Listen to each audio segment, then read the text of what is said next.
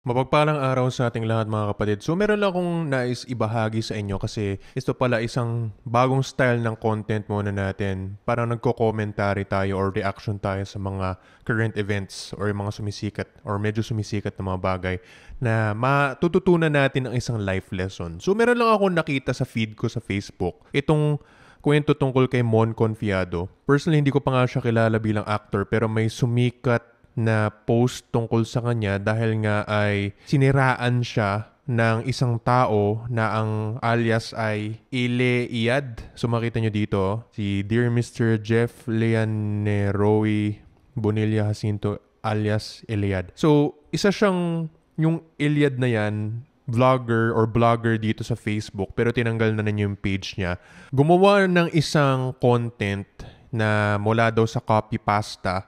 Yung copy pasta para siyang isang website na may mga iba-ibang kwento tapos lalagyan ng pangalan ng spesipikong tao para nga yun yung maging kwento. So nandito nakalagay dito sa page ni Ele Iyad. Ito yung page niya pero wala na yun ngayon eh. Tinanggal na kasi dahil nga ay meron na nga siyang pahamak na naabot dito. Ito, I saw critically acclaimed actor Mon Confiado at a grocery store.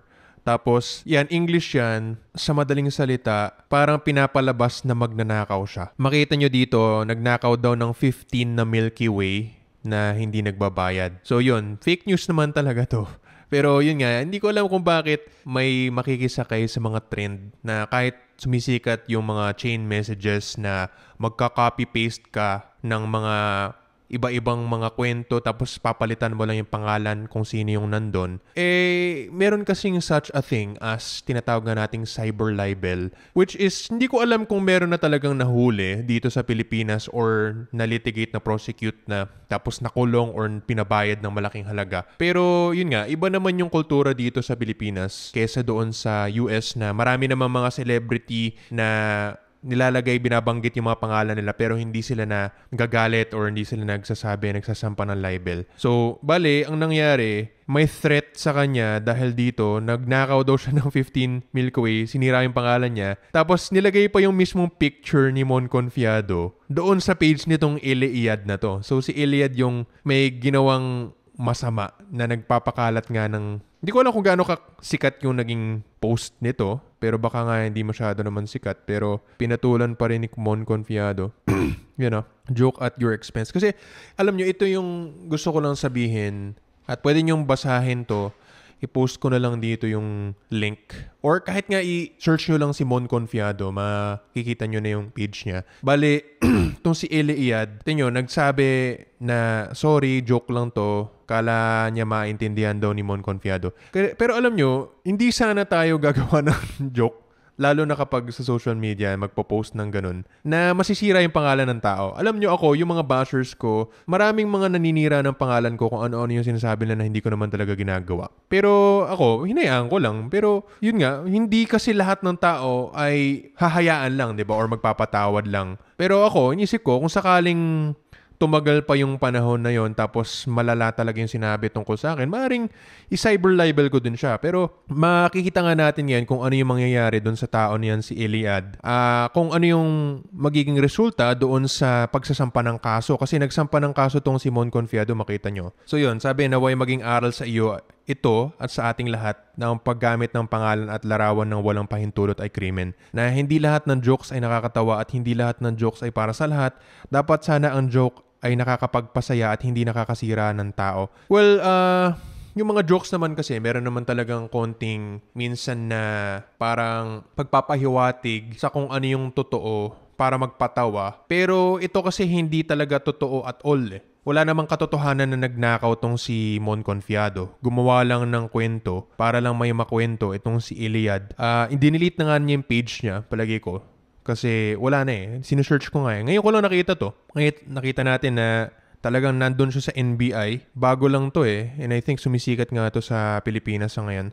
5 hours ago. Tapos meron na siyang 6,600 shares. And 2,400 comments, 35,000 reactions. So ito, sana maging aral lang din to para sa atin na hindi tayo basta maninira ng pangalan ng mga tao. Lalo na ngayon sa panahon na may AI na. Kasi yung AI, yung artificial intelligence, meron na kasing mga tools na pwedeng gumawa ng mga images at mga videos ng mga tao na parang may ginagawa sila na hindi naman nila ginawa. So, palagay ko medyo magiging magulo nga yung mundo dahil kailangan matuto yung mga tao para matrace kung AI generated lang ba yung mga balita or totoong nangyari yon. Kasi sa ganung paraan parang paano natin malalaman kung ano yung totoo at hindi? Paano nga natin ma-verify yon? So yung mga fake news na yun, parang masyado nang magiging laganap.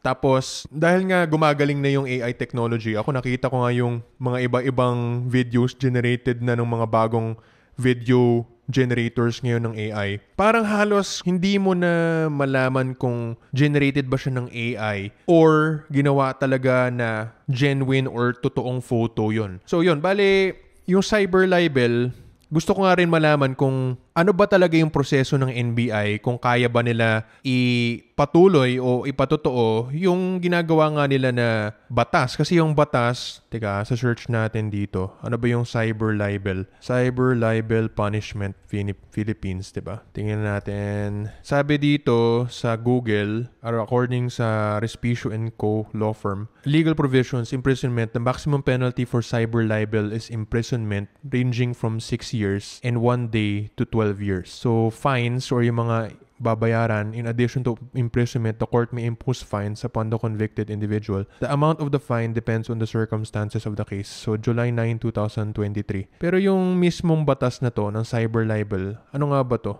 Bale, kailan ba pinasa to? Okay, sabi sa Republic Act number 10175, also known as the Cybercrime Prevention Act of 2012. So, medyo mga 13 years ago, 12 years ago na siya. So, yun. Bale, yung fines niya, makita natin 200,000 to 1 million or even higher. Okay? Tapos, may mga civil liabilities pa.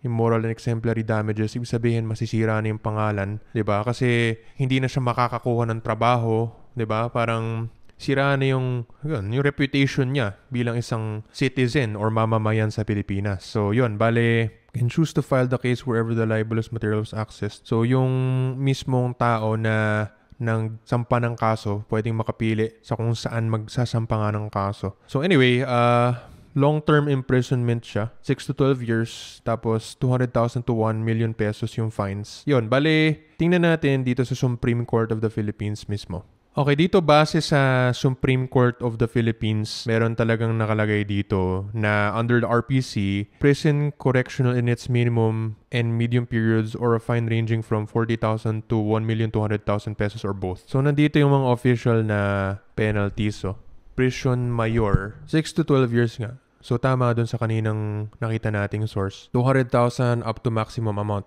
So yun, bale sa madaling salita, malaking pera yun, di ba? So yun, bale tingnan natin tong si Jeff Jacinto, kasi yun yung pangalan niya, Jeff Jacinto alias Iliad, kung ano talaga mangyayari sa kanya. Isang paalala lang ito, mabilis na paalala para sa atin na mag-ingat tayo sa ating mga post, mag-ingat tayo sa mga salita. Hindi porket social media lang ay pwede nating paglaruan na kahit ano lang ang sasabihin natin. Kasi inisip natin na dahil nga ay online lang, ay madali tayong magtago, madali tayong tumakas. Pero hindi naman totoo yan dahil lalo na kapag yung nakabanggaan mo ay kursunada ka talaga na ipapahanap ka sa NBI.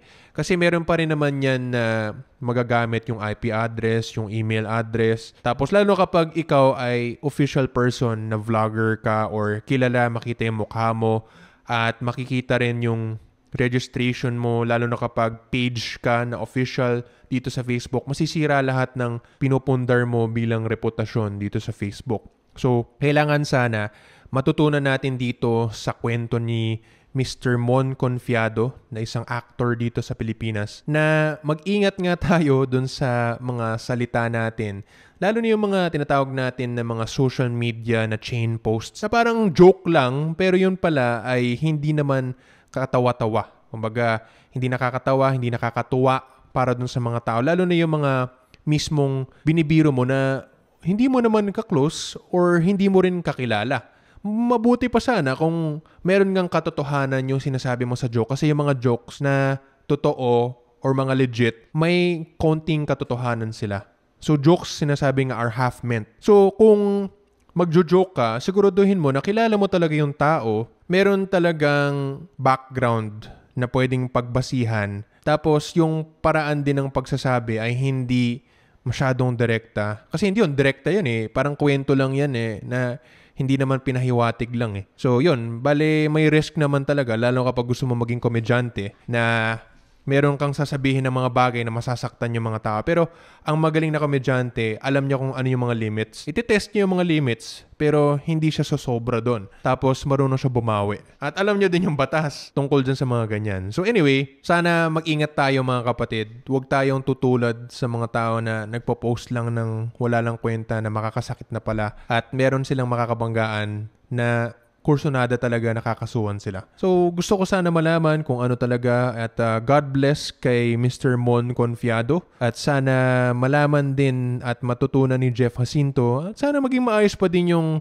kalalabasan nito. Pero sana maging lesson ito sa mga bashers, lalo na kapag nalaman kung paano niya ginawa ito at kung ano yung maging resulta, sana maging example ito para sa ibang mga tao na gusto din magreklamo sa ganito, yung mga iba-ibang mga sinisiraan din yung pangalan, pwedeng malaman natin kung ano ba talaga yung magiging pwede nating gawin para mapuksa nga yung mga naninira ng mga pangalan. Okay? So, jokes aside, malaman natin kung ano yung katotohanan dito sa mga susunod na panahon. So, maraming salamat po sa inyong lahat na patuloy na nagsusuporta dito sa channel ko at sana ay mag-ingat tayo sa mga salita natin para maging kapaki-pakinabang, maging uplifting tayo sa isa't isa at hindi tayo magsasabi ng wala lang kwenta. Okay sana kung magsasabi tayo ng puna na may katotohanan at sasabihin natin kung ano yung nangyayari talaga na may ginawang masama or kasalanan yung mga tao. Pero kung gumawa lang tayo ng kwento na sinungaling lang, 'di ba? Tapos nakakasira pa sa pangalan ng iba dahil nga hindi totoo, tepok tayo diyan. So ingat tayo sa mga salita natin, sabihin lang natin kung ano ang totoo at kung magjo-joke man tayo, dapat may katotohanan diyan. At